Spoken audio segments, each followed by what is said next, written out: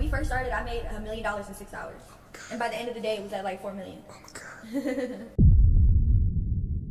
I can confidently say that OF has ruined an entire generation, bro. Just come to find out that the OF platform is actually run by a Jewish man. Shout out to Kanye West, bro. But when you take a look at how society, men and women, treat women because of this platform, is honestly disgusting to see. Even when we see somebody like Bhad Bhabie, who grew up as the Cash Me Outside, how about that girl from Dr. Phil? Turns out she's over here popping a gushy all over the internet for the world to see as well. Now the problem with that is women are becoming masculine and men are becoming feminine.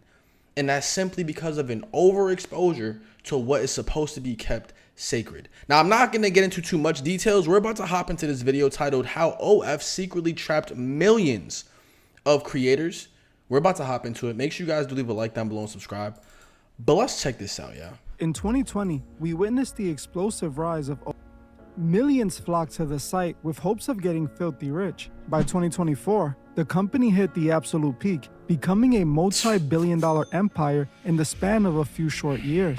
This success was built entirely on the backs of creators lured by the promise of getting wealthy while taking control of their own bodies. With endless celebrity faces endorsing the brand, convincing young women to join was like taking candy from a baby. Millions signed up, completely unaware they had just fallen for a heavily disguised trap. While a select few at the top walked away with millions, the vast majority were left making less than minimum wage, permanently ruining their chances of ever landing a reputable job in the process. Today, we are revealing exactly how this company trapped millions of creators without them ever even knowing it, leaving them broke with a permanent stain on their reputation. While the industry this company operates in has been And really quickly, I just looked it up on my phone. I just Googled it just to see the actual numbers. The average OF creator earns approximately $130 to $180 per month, bro. That's the average. Okay, so when you see all these content creators on OF talking about 100,000 in 2 weeks, that is like the upper echelon. That's like everybody who wants to go to the NBA and doesn't make it to the NBA. That's like everybody who wants to be a rapper and never becomes a rapper. That's like everybody who wants to go to the league and never makes it to the league. You have a lot of people in the United States who want to make it to the A, who want to make it to the NFL, but they just never do, right? The college students, the high school students, all these people, AAU teams with these ambitions. The only difference is there are people who are selling themselves, literally selling themselves to make $180 a month, bro. Now that's a damn shame, bro. That is a damn shame. Around since the beginning of time, they managed to do something that has never been achieved before. They were able to turn this frowned upon job, which was a backdoor under the table service, into a global, widely accepted mainstream career path that was absolutely everywhere. Women in those industries once hid their involvement out of embarrassment or shame. When it came to the site, creators openly promoted their involvement on their social platforms, often linking their page right at the top of their profiles and bragging about their multi-million-dollar earnings in interviews. The company managed to completely rewrite the stigma behind the industry, turning it into a highly desirable path for young women to get rich fast. How they did it was seriously questionable. The company utilized the same classic strategy many major corporations have been doing for years. They used the most influential people to do all the heavy lifting. This was the first step in their plan. There were 3 crucial steps they took to trap millions of creators.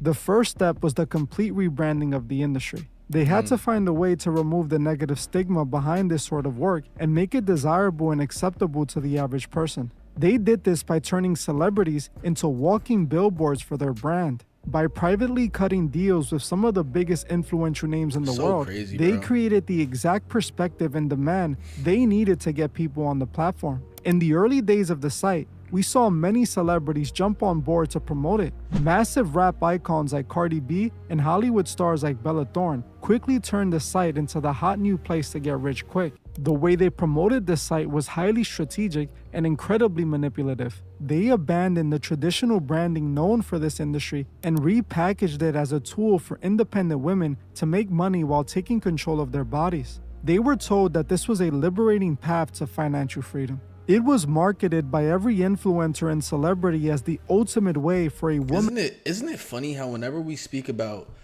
female liberation, it always relates to a sexual perspective, bro. Free the nips. Like it's always removing that nature of being conservative, of respecting yourself. Like whenever we talk about freedom for women and women liberation, they always try to empower women to do the wrong things, bro. I don't get it. I really don't understand it.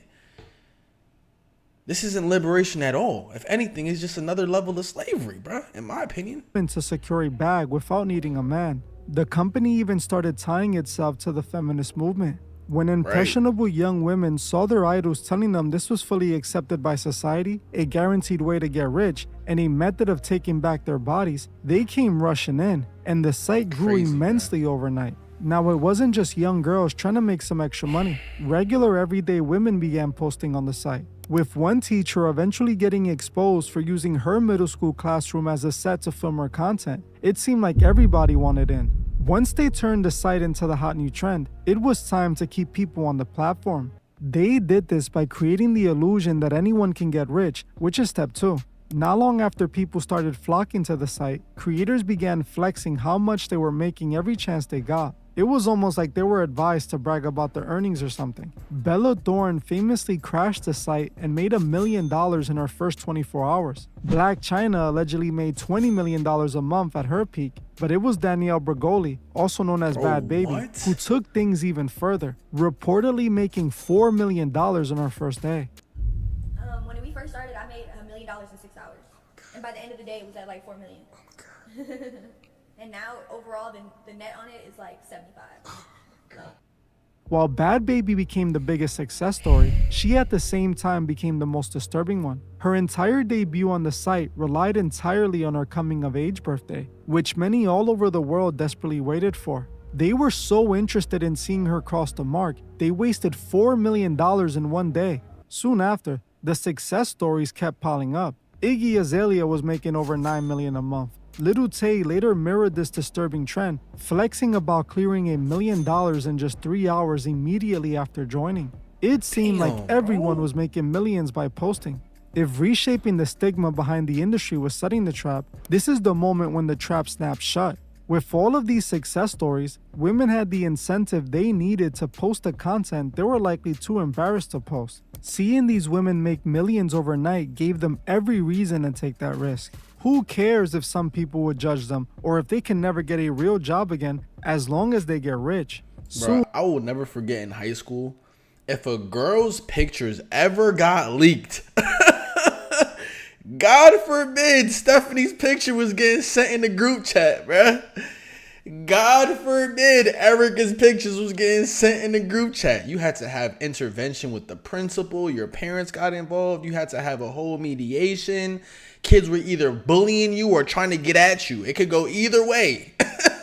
It could go either way. You was either getting, you know what I'm saying? They were either laughing at you or they were trying to get at you. And all of a sudden,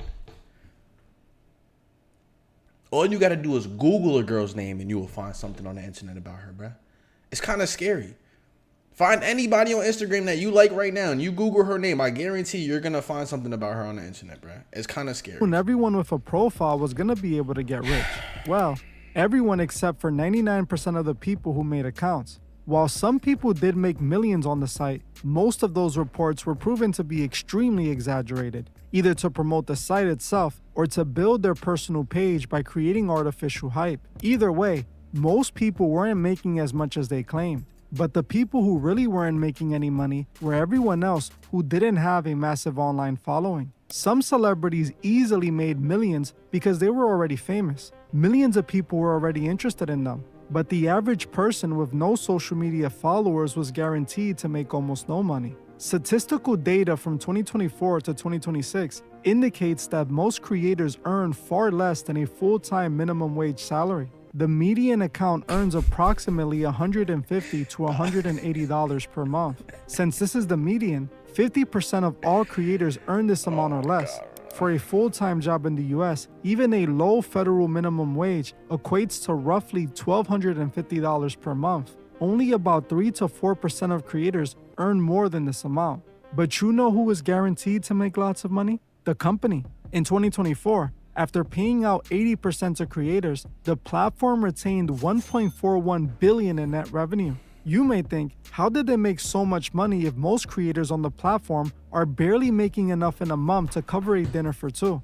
Well, they take a cut from every single person It almost makes it seem like, why don't you just get a job, bro? that post. Whether it be a person Honestly. making $100 a month or $4 million in a month, considering there are over 4.6 million creators on the platform, you can see how they were able to make billions of dollars quite easily. The company turned millions of women into their assets, bringing in non-stop money. While the company gets richer, the creators who are in the bottom 90% throw away their futures for a couple of dollars a day. This pushed many creators to the point of no return. Once a creator realizes they aren't making the millions they were promised, the logical choice would be to simply delete the app and walk away. But the site designed a system where leaving means facing the permanent consequences of the internet. When you make an account and post the first piece of content, your digital footprint is permanently altered. Third-party websites instantly archive everything uploaded to the platform.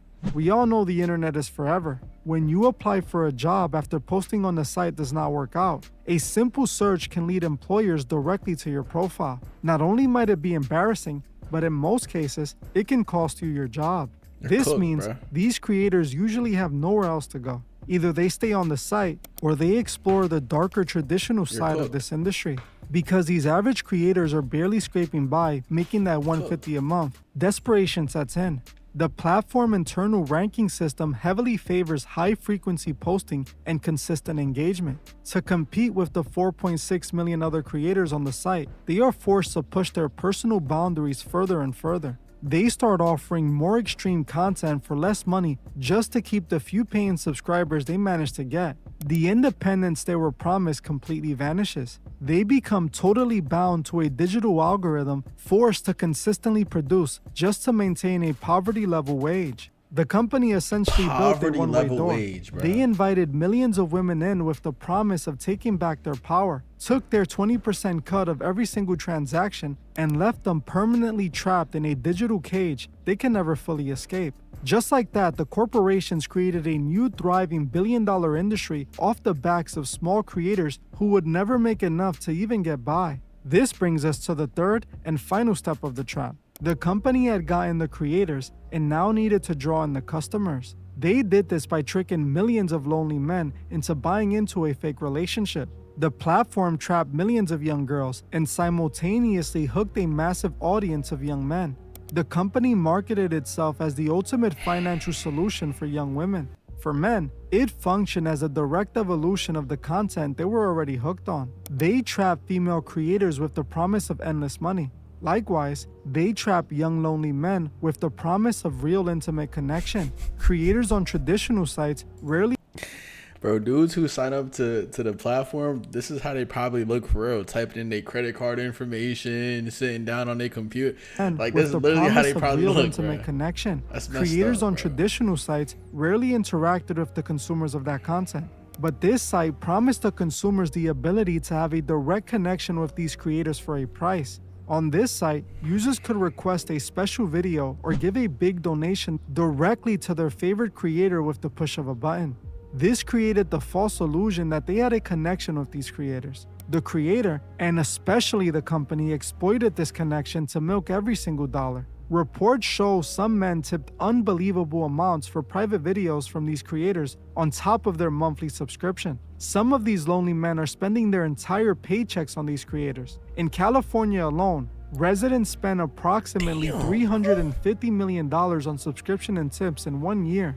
This accounted for nearly 13% of the total US market. These young men were practically throwing their money at the site, searching for a connection they were never going to find. The sad reality is, the more they used the platform, the lonelier they became. The connection was strictly financial, leaving these young men with nothing the moment they ran out of money. They were left even lonelier than before. This unnatural relationship likely made it even harder for them to build genuine connections with people in the real world, further pushing them deeper and deeper into that content. The company created the perfect unsuspected trap. They convinced a generation of young women that selling their beauty was the peak of independence. At the exact same time, they convinced millions of young men that paying for a false digital relationship was a valid substitute for genuine human connection. Bro, it's almost like the interaction between men and women have been commoditized, right? You see all these people on social media talking about how much they make from OF. It gets to a point where it's like, damn, if I'm not making money, there's no point in talking to these dudes. And in a guy's mind, the only way for me to talk to this girl is if I'm bringing money to the table. And now it becomes an exchange of commodity, right? What's your value? What's my value? You always hear people have the conversation of, what do you bring to the table? That was never a topic of conversation. I feel like values between men and women were always understood. You do this and I do that. And when we come together, you don't have to worry about this and I don't have to worry about that. And that's how we build together. Nowadays is, what do you bring to the table? What kind of question? If a woman ever asks me, what do I bring to the table? I'm going to look at her and I'm going to laugh. Get out of my face, fam. What are you doing? What do you mean, what do I bring to the... Bro, get out of my face, bro. Bro, I don't care how beautiful you are. Get out of my face, bro. Just like that. Get out of my face, bro. What do I bring to the table? Get out of my face. Whatever's at the table, you're not eating here. Whatever is at this table, you're not welcome. It doesn't matter. Get out. Go. Leave. Bye. You're dismissed. Get out of here. The hell kind of question is that? And for a guy to be asking a woman, what do you bring to the table? Are you that soft, my guy? Like realistically, as a man, you're asking a woman, what do you bring to the table? Are you that soft? Do you lack leadership to that capacity that you have to look to a woman to tell you how she's going to contribute to her life? Like, come on, bro. Let's get it together.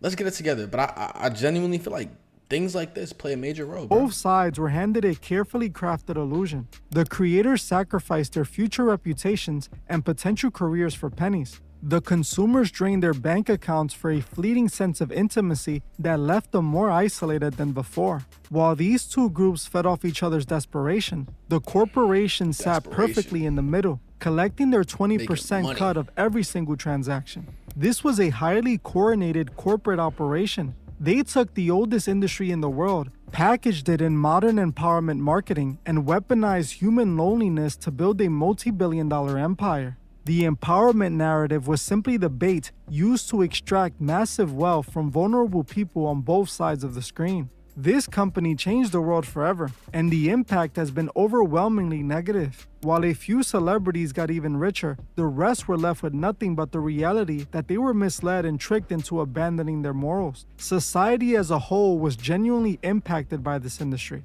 Many young girls are still operating off the false impression that they do not need to go to college or figure out a good career. They believe they can just go on the site and get rich. Many young men are being taught to avoid the pressure of finding real intimate connections and chase after the ones that they can buy for a few bucks. This company has fundamentally changed the way people see the world. In my opinion, the damage this is causing is irreversible. What is truly sad is that there are no signs of this stopping. Every day, more and more young girls are signing up and making the mistake of posting. Young men are putting in their credit card numbers. And then they call it woman empowerment. Like, I hope people realize that there was a point in time, not too long ago, maybe like 5-10 years, where doing what you're doing, you were called a prostitute, bruh. That was your profession, a prostitute. Paying for, like, when dudes would pay for it, like, that's what you were. You were a streetwalker, a woman of the night. You got what I'm saying? Like, but now in this generation, it's almost like glorified, and women are calling it entrepreneurship. Women are calling it female independence. Women are calling it female empowerment. Women are calling it boss babe energy. That's not what you are, my baby. You are a prostitute. That's just what it is. Call it what it is. Be proud of it. Be proud of it. You do it, be proud. If you can't confidently say what you do, then you probably shouldn't be doing it, bro. That's just that simple. But I'm going to end this video here. If you guys did enjoy, make sure to leave a like down below and subscribe. Let me know in your comments down below what you guys think about this topic of conversation. And I'm going to catch you on the next one, man. Peace.